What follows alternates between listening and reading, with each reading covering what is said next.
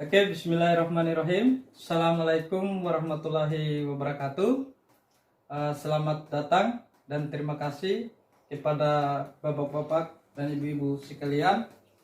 Insya Allah pada kesempatan hari ini kita akan mempelajari mengenai pengasuhan dan pendidikan anak. Nah, terkait pengasuhan dan pendidikan anak, pertama yang harus kita ketahui adalah anak memiliki banyak keinginan dan kebutuhan. Karena banyaknya keinginan dan kebutuhan, terkadang mereka mewujudkan untuk menampakkan keinginannya itu dengan berbagai ragam sehingga membutuhkan kesabaran orang tua untuk terus membimbingnya. Nah, oleh karena itu, tips untuk menjadi orang tua yang lebih baik itu pertama mengingat hal-hal yang positif. Mengingat hal-hal yang positif kepada anak kita itu, misalnya apa yang dilakukan anak kita, baik dari perilaku baiknya, itu yang kita harus ingat.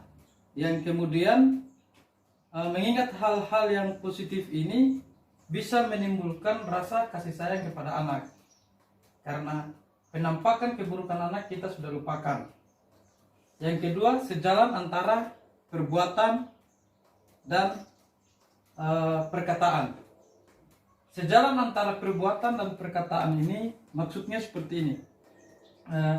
Jika kita sudah mulai berjanji kepada anak-anak kita, yaitu kita harus tepati. Baik dari ayah misalnya berjanji bulan depan saya akan belikan sepedamu.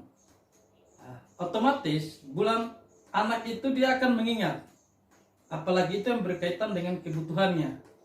Sehingga sangat penting bulan depan itu ayah pada saat yang dijanjikan itu dia sudah melihat sepeda itu. Dampaknya apa? Dampaknya anak itu akan merasa, oh ayah saya perhatian sama saya. Begitupun juga ibu. Jika dia berkata, harus sesuai dengan tindakannya.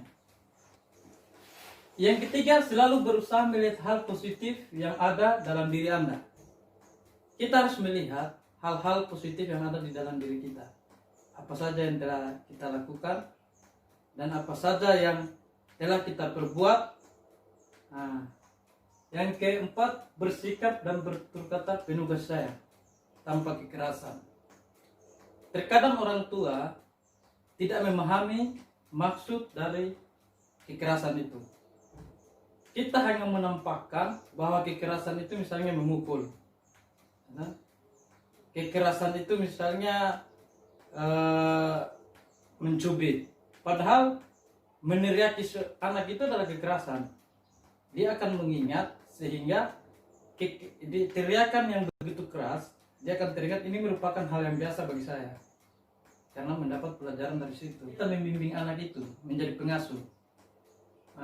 Dalam lingkup masyarakat di perkotaan misalnya atau di desa lah, terutama di dampingan saya di lingkungan desa, bahkan sudah menjadi suatu kebiasaan bahwa pengasuhan anak itu paling dominan dari ibu. Kita tidak bisa pungkiri karena ayah itu merupakan pencari nafkah, apalagi mata pencarian sebagai nelayan. Mungkin waktu di rumah itu sangat sedikit. Tetapi karena waktu di rumah sangat sedikit, oleh karena itu ibu yang memiliki banyak waktu bersama anak. Di sini dia butuh kerjasama antara ayah dan ibu. Misalnya ketika ayah pulang mencari ikan di laut atau pulang dari kantor, selalu misalnya bertanya kepada anaknya, atau misalnya selalu mencium anaknya, karena seorang anak akan merasakan kasih sayang juga dari ayah, sehingga dia tidak tidak ada diskriminasi di antara kedua orang tuanya. Oleh karena itu saya ingin bertanya kepada bapak ibu, satu bisa memberikan contoh bagaimana mengasuh anaknya di rumah. Silakan. Cara saya mengasuh anak di rumah tentu saja saya melibatkan suami saya untuk mengasuh anak di rumah, karena biar bagaimana 10 perkataan ibu itu terkadang lebih cenderung mendengarkan satu perkataan ayah, karena sosok ayah itu sebagai yang jadi panutan, yang jadi contoh. Jadi kalau ibu kadang sudah marah seharian bilang ini itu, tapi anak-anak tidak mendengarkan, tapi kalau bapaknya sudah bilang bahwa jangan begitu, anak-anak langsung mengikuti. Seperti itu contoh Iya, saya. bagus ya contohnya itu sudah luar biasa. Semoga anaknya itu mampu lah beradaptasi dengan lingkungannya maupun keluarganya.